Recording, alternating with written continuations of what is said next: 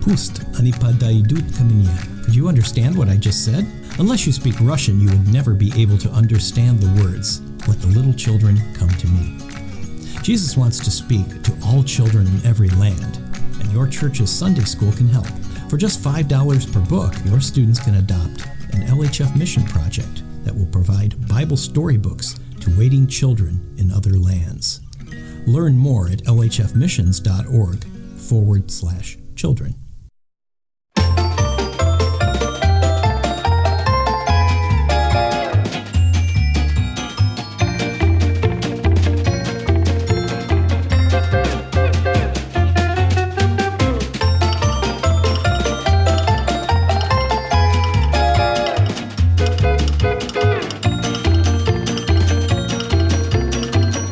Listening to the Lutheran Ladies Lounge podcast. I'm Sarah. I'm Erin. And I'm Rachel. Today is a Rachel's Trivia Challenge. Yes. I love these. I love when Erin just totally wallops me at some of these answers. I still remember the day that she pulled postage stamp out of thin air for an answer, and I had no idea. Mm-hmm. That was a great one. Which one was that? That was Valentine's. That was Valentine's. Yep. Mm-hmm. Yeah. Mm-hmm. Yeah. Still quite proud of you for that one. But today is not Valentine's because it's like middle of the summer. So, Rachel. It's not middle of the summer. Yes, it is fall. True. Is it fall? It is now? the end of August. It is the beginning of September. The end of summer. It is when everybody comes back to Sunday school. Yes. It's Rally Day season. Rally Day season. Or Christian Education Sunday, I suppose some places call it. But yes. I suppose. And we have talked about Rally Day previously. I will add a link in the show notes for our previous episode, Adventures in Lutheranism-ish Rally Day, which was hosted by our dear Bree back in the day. Yes. But since it is Sunday school startup season, whatever you want to call it, I wanted to talk about Sunday school. Yes. And since trivia is my love language, I thought, let's do a trivia challenge. I love this for you. Fantastic. Now, I do have to say, I've had a little trouble with this script, more than usual. Normally, I'm like, yay, trivia challenge, the most fun part of my week. Unfortunately, it's not the most fun part of my week. Oh, no. That's only because you're having so much other fun, Rachel. I know what we're doing after this. And so that all of you listeners out there can just be aware, 2 weeks from now, you will get to hear our 5th anniversary episode, which is, well, we've cooked up something I think is going to be really fun. We're all kind of giggly about it. Yeah. But so that is 2 weeks from now for you, but it is approximately 1 hour from now for me. And so we all can't wait. If it seems like I'm impatiently rushing through this trivia challenge, it's not because I don't love Sunday school, because I do. Yes. It's just because I'm so excited for what is coming afterwards. So apologies in advance for that. But that said, before we go back to the beginning of Sunday school in a moment, I'm curious. I want to ease into this retrospective with a look around us in the present tense and ask you both, what does your church do for Sunday school? Because I know there's actually a wide variety of approaches. Our church has Sunday school for basically any age, especially starting this fall. Our deaconess is starting a new toddler class, so like 3 and under, 2 and under, for like mamas, daddies, whoever wants to bring their littlest babies to a class for them. We have a lot of little kids, like little kids in our church, so it kind of makes sense. So we have that as our youngest. And then we have classes all the way through like middle school. Usually kids that have been confirmed join us in adult Bible study. We have 1 adult Bible study, even though our room gets incredibly full. We keep it at 1. We've tried a couple of times to split it and nobody ends up going to the second class. They all stay with pastor. So, I mean, I guess that's a good thing for pastor. Everyone loves his Bible studies. So we have 1 adult Bible study class, and that's on Sunday mornings. And then Wednesday evenings, we have a second opportunity also. But I guess this is about Sunday, not Wednesday. Oh, I mean, I'm interested. We have what the little kids call Wednesday school also,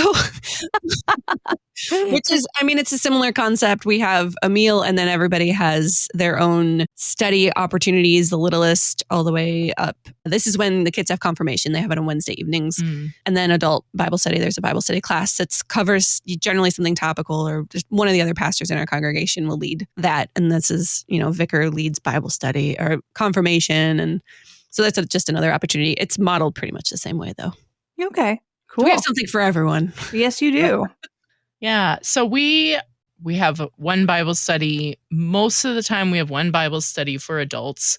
At different times of the year, there will be something separate. For example, there might be a new members class that's happening at the same time as adult Bible study on Sunday morning. So that might run simultaneously. Sometimes we have the youth in with the adults, and sometimes we have the youth doing their own class. Confirmation is usually its own thing.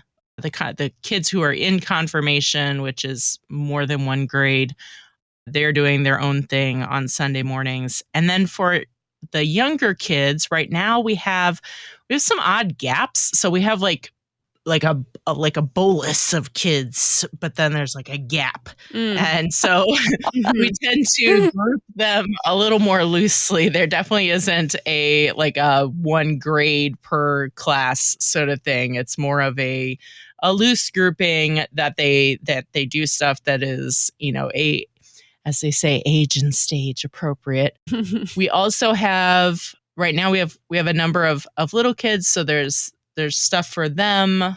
And then there are some, really it's more for the parents, because for a while we had with like the parents for the really little ones would sometimes be in with the adult Bible study, but they often felt like they were going to and from and having to step away. So they decided that they would have, it's not even a structured thing, but it's sort of a gathering of parents with the small kids to talk about the readings, to sort of prep themselves for what they might or might not be able to catch during the service. Yeah. Have a little bit of time together on that while their kids then are sort of, playing around them and demanding attention and that sort of thing. So it's not as structured, it sounds like, as Sarah's, but like the whole Sunday morning thing isn't as structured, but it is fairly structured. I mean, we have a plan for it, and we're just, more accommodating the actual kids that we have as we plan how that looks. So, well, that also sounds very good. I mean, yay for Christian education. I know at our church, and we are just starting up in a little bit here from where I sit. From where you sit, listeners, we have already started up. It's this weird time vortex thing that happens when we record. Time doesn't exist. But I'm excited because, new community, new church, new pastor for that new church. And we're sort of figuring it out as we go along. But I just know that there will be Bible-centered classes for young elementary and middle schoolers. There will be actually a youth Bible study for the high schoolers, and I think some of the young college students will jump in on that. I think they're going to be covering apologetics topics in adult Bible class. I'm like, this sounds great. Let's do it. Yeah. Okay. So, very excited for Sunday school.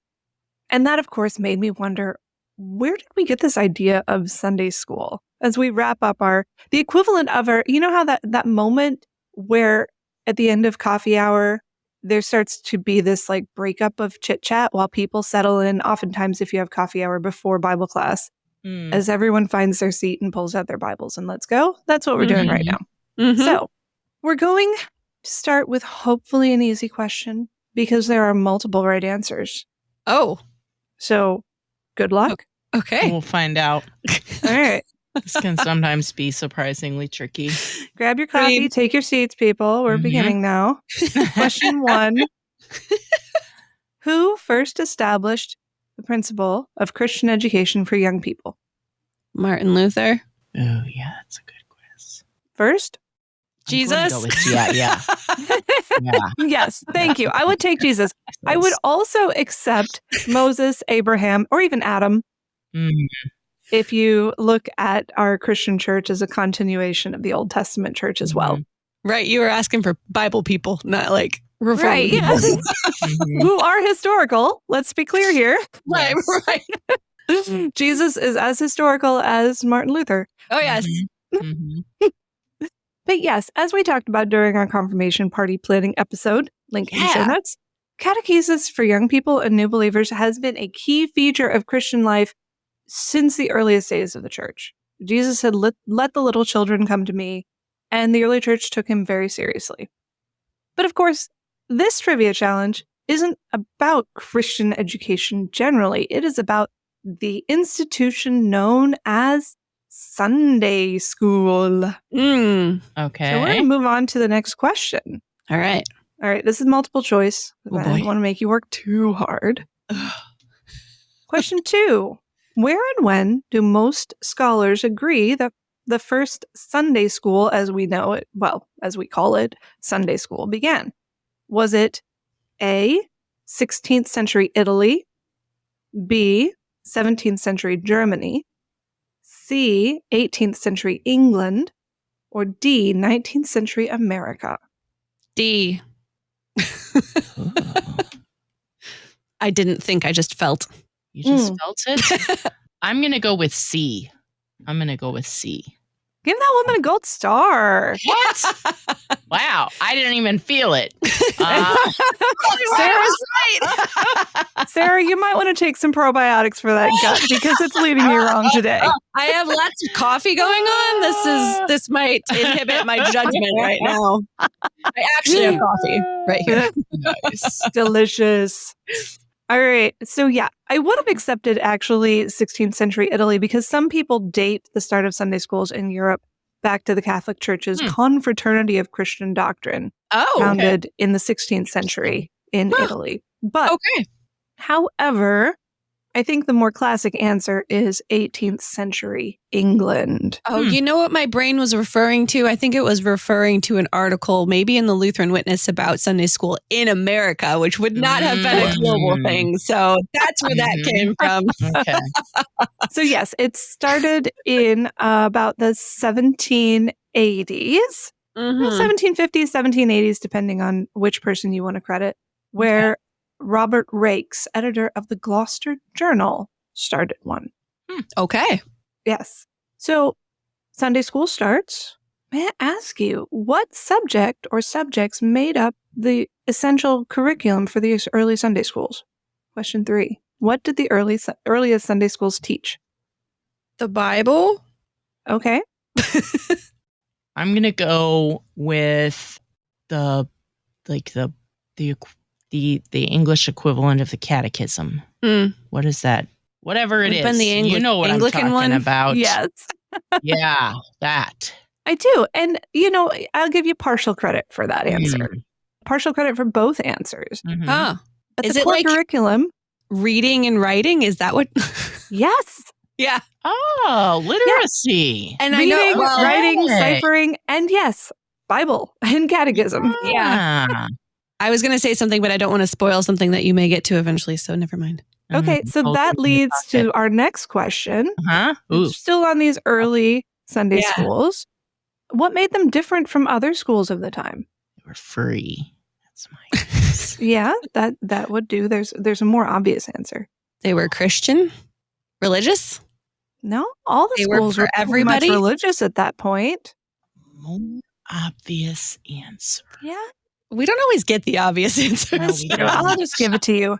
The answer is they were on Sunday. That was pretty much the main difference between Sunday schools and we're giving you dirty looks right now. Dirty looks. Okay. So it's essentially the same, just it's on Sunday. Yes. Okay. Because at that time, every school taught basic Christian doctrine and the Bible. That's true.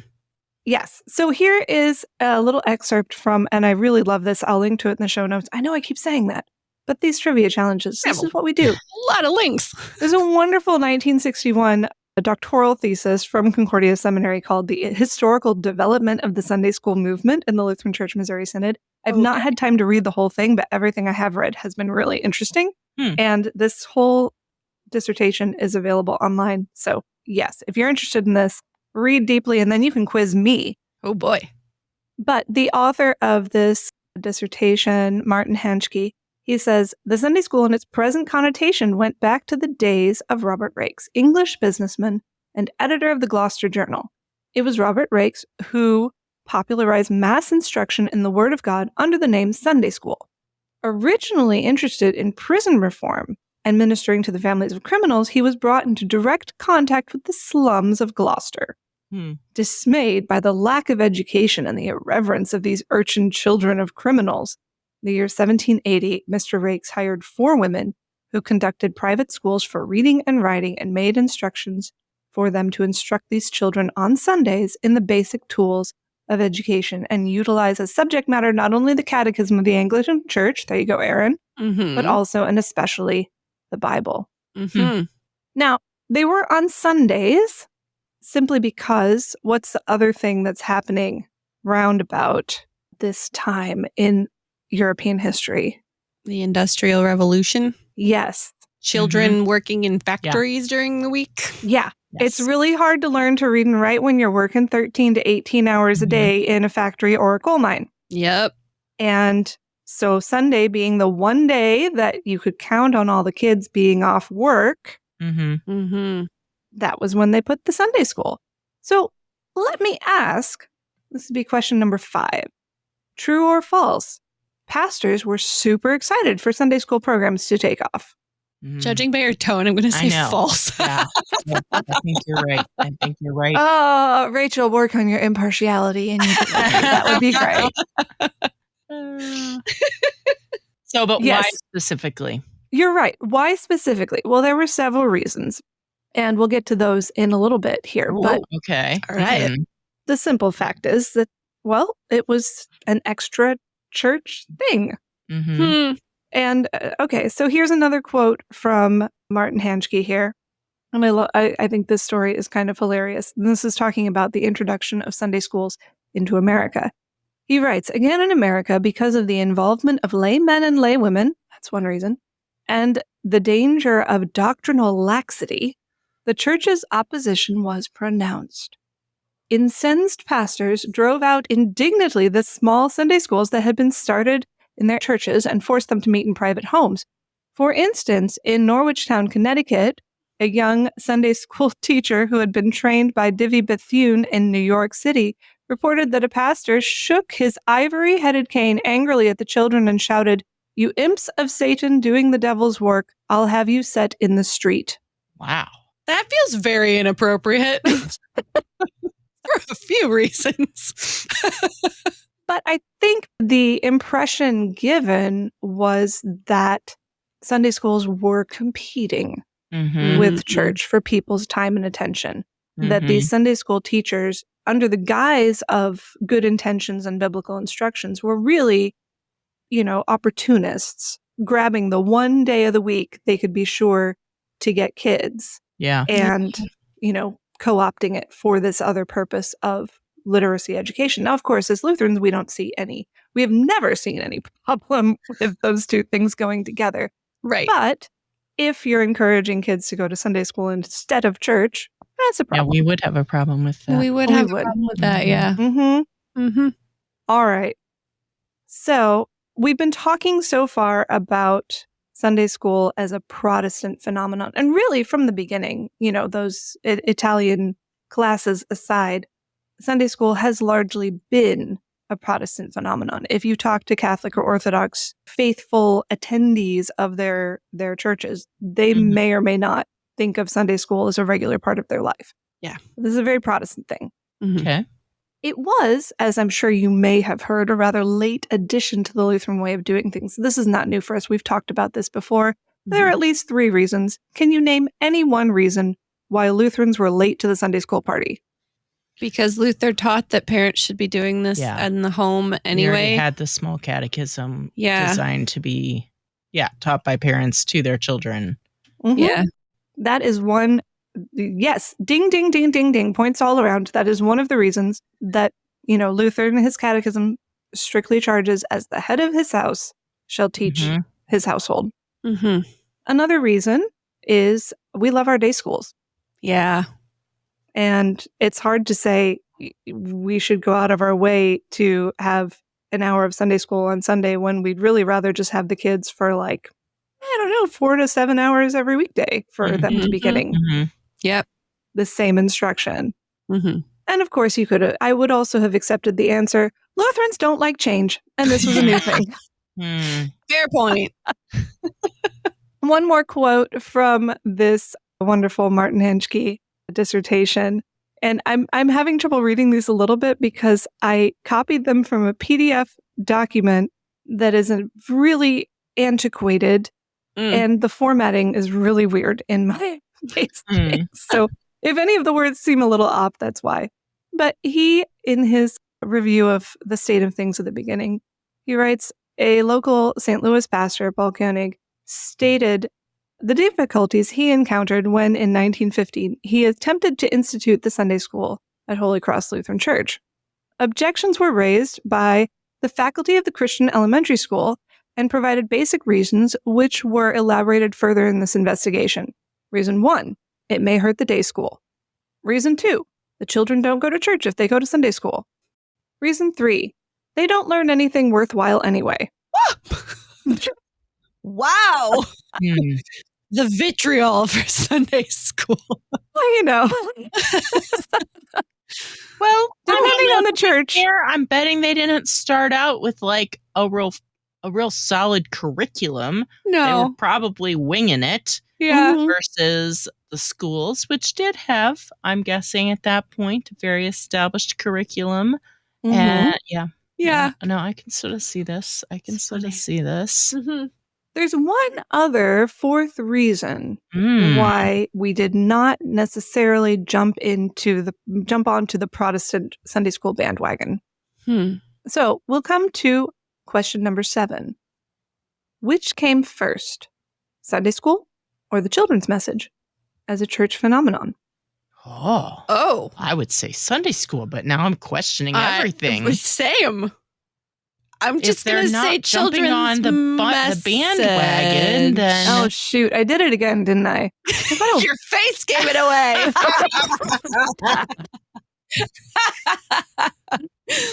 Got to turn the video off for these recordings. I have a terrible, terrible poker face, you guys. Okay, but if it is a children's message, I really need to know why, because that is very surprising. But I don't know. Is that actually the answer?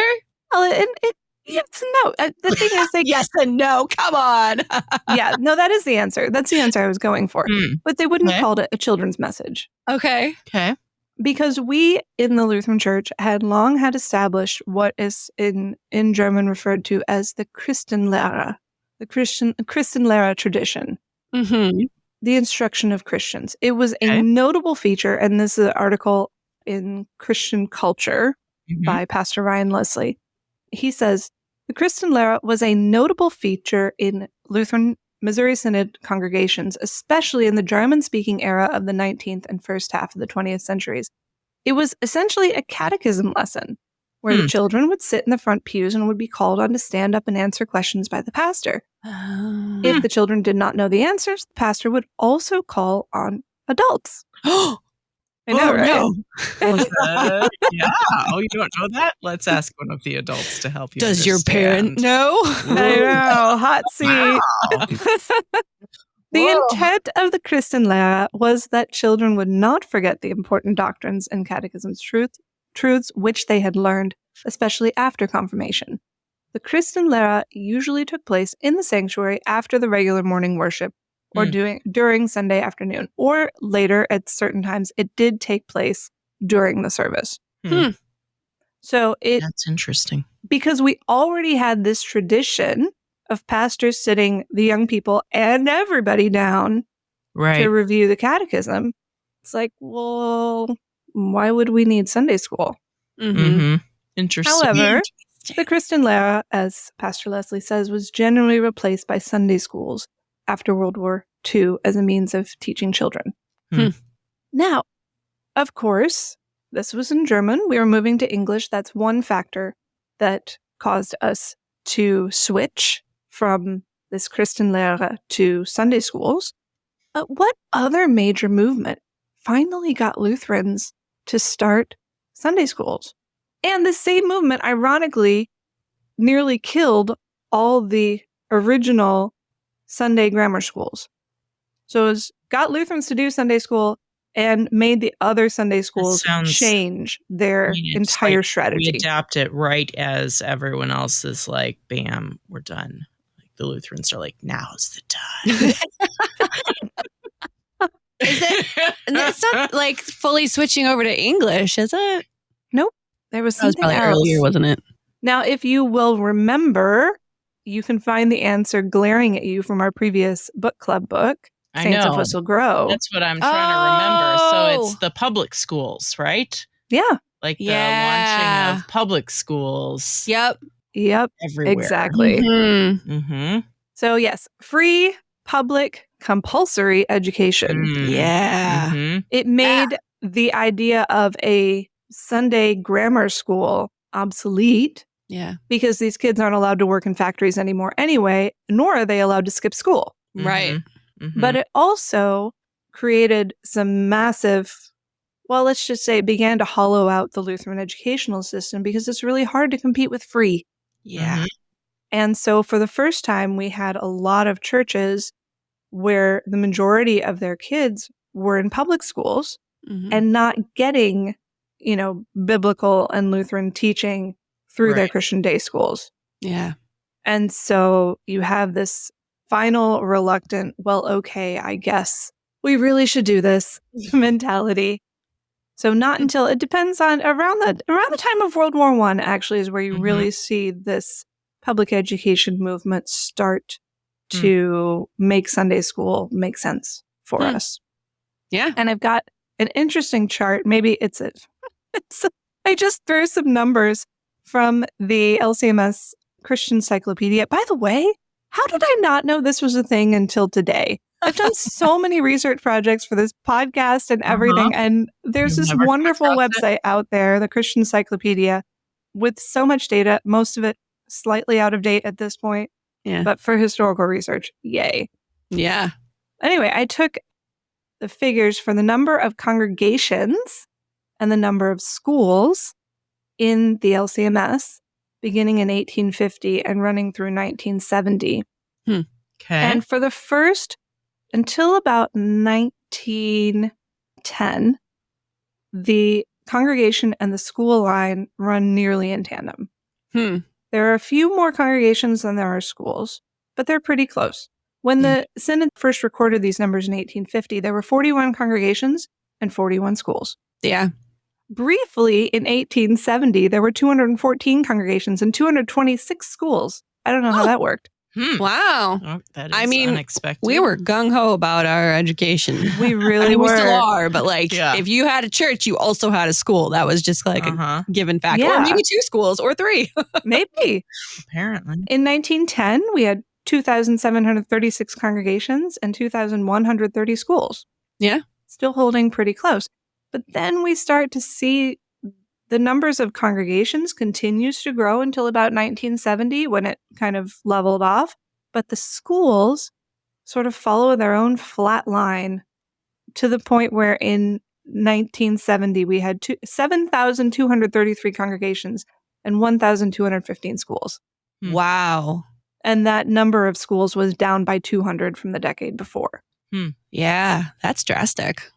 So Sunday school, we may have dragged our feet getting to it, but when we realized, oh, this is the practical solution to make up for these other factors that are going on in the lives of our families, then we definitely got on board with it. Yeah. Of course, question 9, no LCMS bandwagon can truly be said to be rolling on down the road until CPH jumps on board.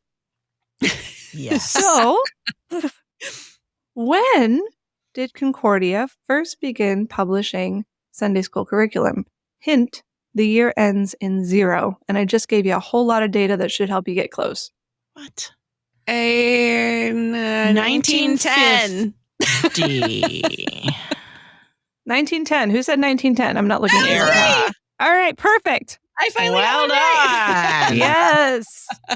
That was the year in which Concordia started publishing the Concordia Bläschen für die Kinder, Concordia leaflets for children. In German. Auf Deutsch, yeah. Yes. It wasn't until the 1920s that they switched, or later in the decade. Let's just say World War I might have had something to do with that. Yeah. That they switched to English. Portals of Prayer made a pretty significant switch too. Yeah. But most publications were making that switch at that time. So these were monthly leaflets containing Sunday school lessons. And then as now, they included a Bible reading or story, some discussion questions, memory work, perhaps a catechism lesson, a prayer. And honestly, Sunday school format really hasn't changed that much ever since then. We're still doing this most of the time. Of course, there may be some add-ons like crafts and coloring pages and videos and songs, that are designed to help make the lessons a little bit easier to digest for fidgety young people. And that brings me to something that's dear to my heart. Oh. Speaking of add-ons, question 10. What 1950s technology made a huge splash in Sunday school pedagogy and continues to be used in some lucky classrooms to this day? The Flannelgraph? Yes. You're Wendy. Yes, ma'am. Yes. Yes. Yes. I'm not smiling so big right now. Technology is a bit of a stretch, but okay. Yes, absolutely. The Flannelgraph. I love the Flannelgraph. I know. I still have a soft spot in my heart for flannel graphs. If I find one somewhere tucked away in a cupboard in a church, I will definitely pull it out and play with it for a while. Do we need to explain what flannel graphs are to our younger listeners? Probably. So a flannel graph is a board. Well, let me pull open here. I've got it. The Wikipedia actually has a bit of a stub on the flannel graph. Here we go. Flannel graph, also called flannel board or flannelgram, is a storytelling system that uses a board covered with flannel fabric, usually resting on an easel. So it's got like flannel with a backdrop painted on it, like a temple scene or a pasture or, like what people imagine Bethlehem would look like. And then you've got cutouts, and it could be paper cutouts, but with like Velcro on it. But more often I find just like fabric cutouts or felt of characters and objects. You can just place them on the board and move them around as the story unfolds.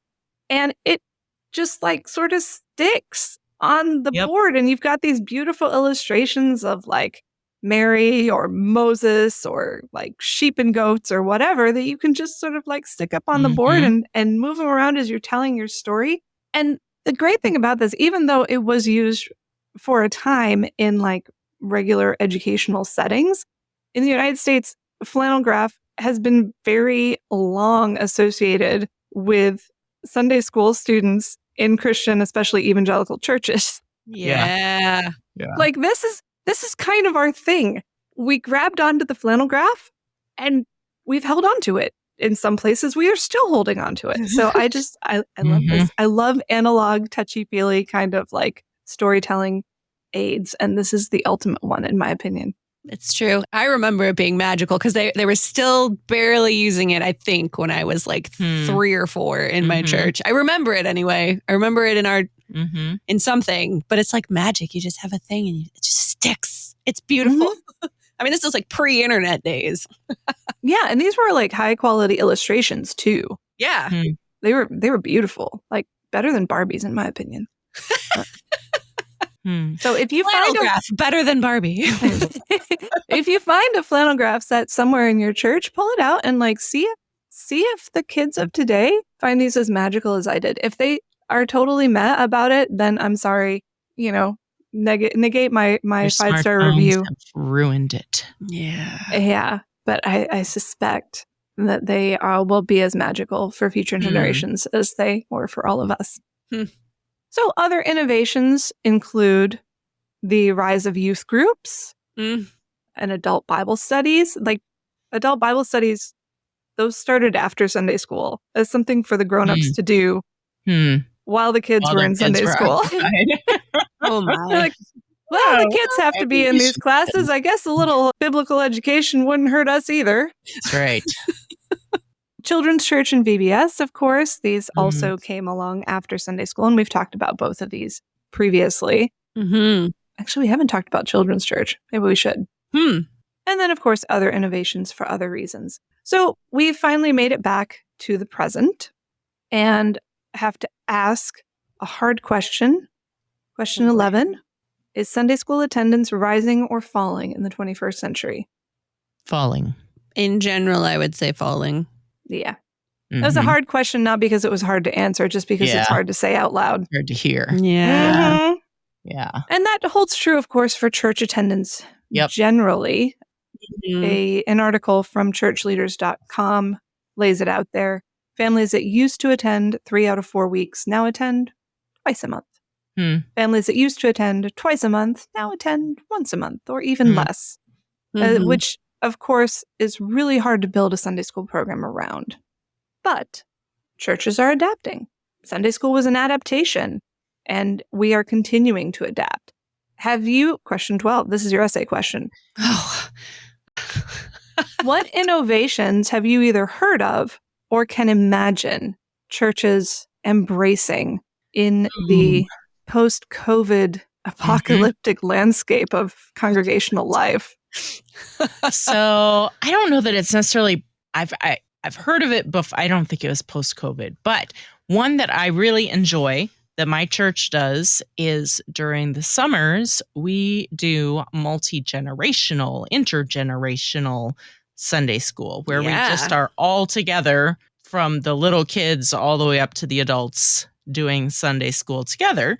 And when it's done well, like there is stuff that's for all ages to be participating. Now that's a lot of work and that's a lot of effort to pull off well. However, it is really pretty cool to be at a table with, that many different generations talking about something and being able to have everybody contribute and hear and learn from each other. So yeah, I like that. I don't think I would want it. Honestly, I don't think I'd want it for all year round, but I do really enjoy it when we do it. It's nice for the summer. We do it periodically. A couple other times of the year, we'll have just a one-off intergenerational Sunday school, but I especially enjoy it for our summers. I think that's awesome. And I have heard of churches doing multi-generational Sunday school all year round. Because oftentimes with a smaller group, it would make sense. Because it's hard to find that many teachers. And when you have such a small group of kids, it's hard. You're sort of like, okay, it's just 2 kids in there. So that's a lot of pressure to. There's a kindergartner and a 5th grader. What are we going to do? Exactly. Yeah. That's hard. Yeah. Oh, it's my turn, isn't it? Yeah. Have you seen any interesting little innovations that people are trying to adjust to the new world we live in?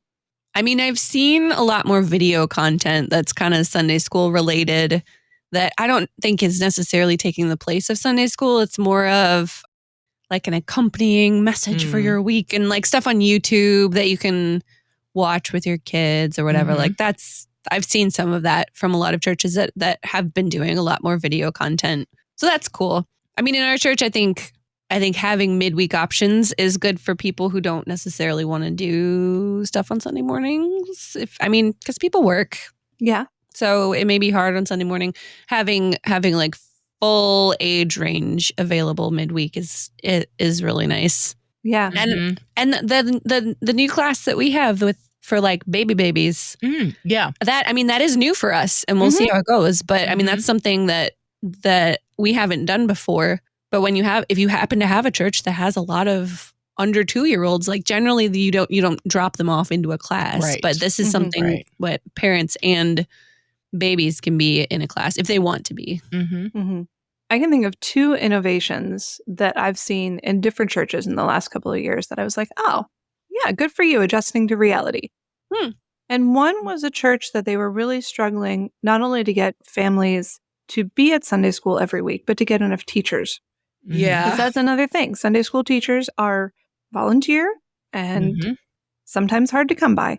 Yep. So they switched to a once a month Sunday school. And every time they have it, it's sort of a little bit of a longer program, but they make a really big splash about it. Like, you only have to come to Sunday school once a month. And when you do, we're going to throw all our resources into making sure that this one event is worth your time, which I thought is an interesting adaptation. Yeah. The other thing I've seen that was really, really interesting and fun was a once monthly class for parents of Sunday school age kids. That most of the time we'd be an adult Bible class, but once a month we'd have coffee and we'd talk through some issue related to raising kids in the faith. Oh. Like intentionally equipping parents to do that Martin Luther thing and be that head of the household.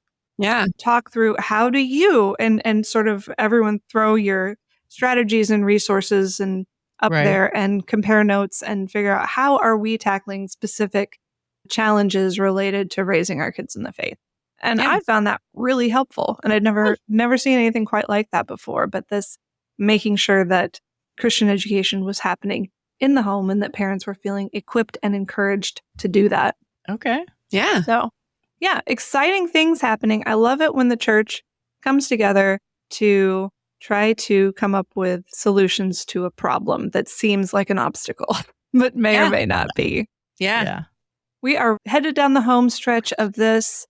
Just a couple more questions. Hang in there. Got a couple of true and false ones. Okay. Question 13. True or false? Sunday school is essential to the life of the church. False. False. Yeah. You can't. I mean, as we've seen today, and this is, what's that?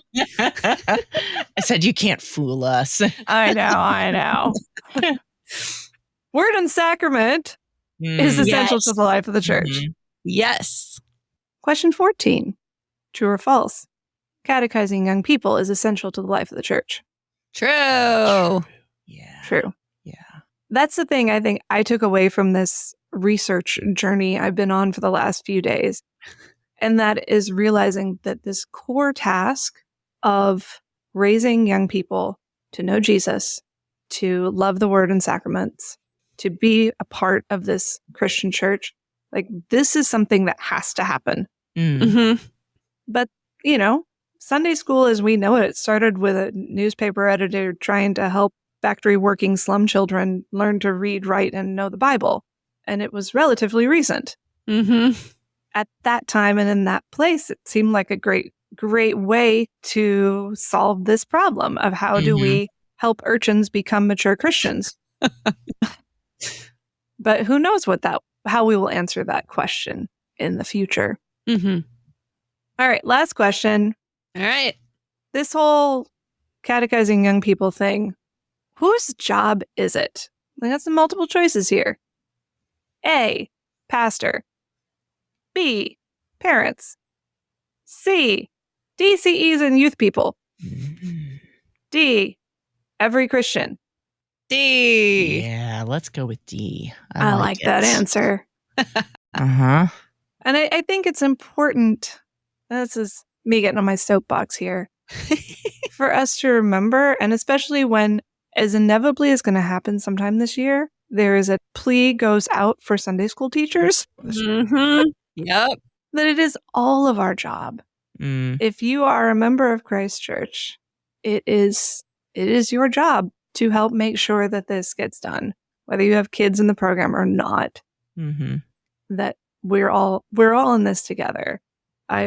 The verse that came to my mind as I was thinking through this is, why did I not write down the reference for this? It's in the Psalm. Google it. Let the redeemed of the Lord say so. That's Psalm 107. Thank you. Wow. I'm impressed. You obviously have been to Sunday school, young lady. I did an LWML presentation on Psalm 107, so that psalm is ingrained in my brain. Okay. That was the theme of the Atlantic District LWML District Convention this year. Well, so you just reinforced another point to make with regard to Sunday school. You never graduate from Sunday school. No. Yeah. That we are always learning more. We are always going deeper in. But yes, let the redeemed of the Lord say so. We are all the redeemed of the Lord. And we are all called upon to share the faith with each other and especially with the young people among us. And so however you do that at your church, God bless you in that work. Mm-hmm. Because it is good work. It is. And that, I think, is all I got. Yay! This That was was a fun great. one. That I mean, they're all was. fun, but Yeah. still, Yeah. it really is great. Mhm. I couldn't believe that was how Sunday school started. I was surprised. Mhm. Oh well, now you know. Now we know. And ladies, we want to know how many of these you know. So you can join our conversation in our Facebook group. And I will also, I mean, if you're listening to this, you already know the answers, but I'm going to post them on Instagram anyway. See how many you can get right as opposed to all the rest of our followers on Instagram also. So follow us there, Facebook, Lutheran Ladies Lounge, and also at Lutheran Ladies Lounge on Instagram. You can find all of our episodes at kfuo.org/Lutheran Ladies Lounge or on your favorite podcasting app or on the KFUO radio app. You're listening to the Lutheran Ladies Lounge podcast. I'm Sarah. I'm Erin. And I can't wait for Sunday school to start. Ah!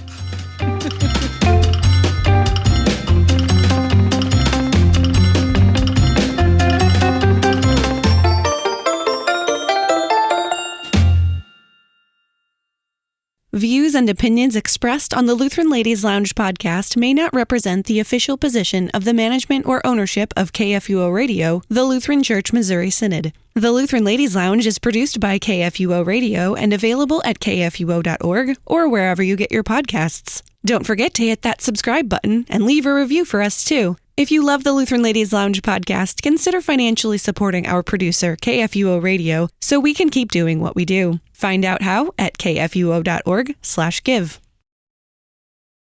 The Lutheran Ladies Lounge podcast is underwritten in part by Lutheran Heritage Foundation. LHF translates, publishes, distributes, and introduces books that are Bible-based, Christ-centered, and Reformation-driven.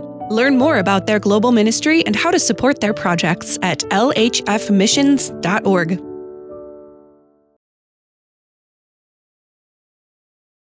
This is why we love flannelgraphs. We don't have to wait for the page to load. Uh-huh. Right? Uh-huh.